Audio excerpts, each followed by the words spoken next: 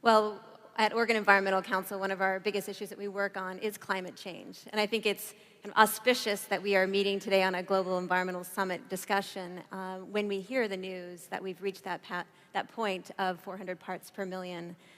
You know, my son recently asked me completely out of the blue, he said, "Mom, what are you doing to stop climate change?" And I turned to him and I was able to share some of the work that we're doing, but I had to tell him that we are not on the way to solving it. And when I think about what is the most significant environmental issue of my generation and of my children's generation, I think it is climate change. And I think, unfortunately, many children will be asking that question of us, what did you do to prevent climate change? And we will not be able to, at this point, we can't give a sufficient answer. We can only say not enough.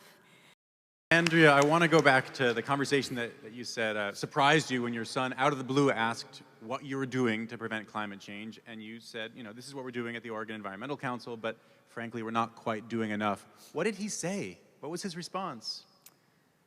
He was actually kind of despondent about it. And I think that is one of the challenges that I face as both a mother and as an environmental leader is how do we give a sense of hope to all of us, but especially our young people, that this is possible to change?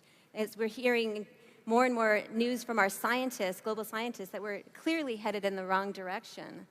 And so for me, I think part of that hope is recognizing that we can make these changes, but it requires changes in our personal lives, but it requires political change as well. And I'm hoping that as we see movements forming in the Northwest, we've seen a movement forming to say, no, we're not going to be exporting coal from our region.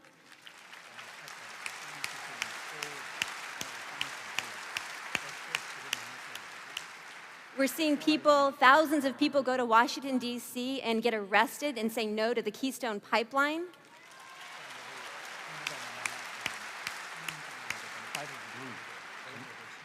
That, to me, is inspiring and indicates that people recognize that we need to change our ways and we need to get off fossil fuels, but we need to hold our politicians accountable.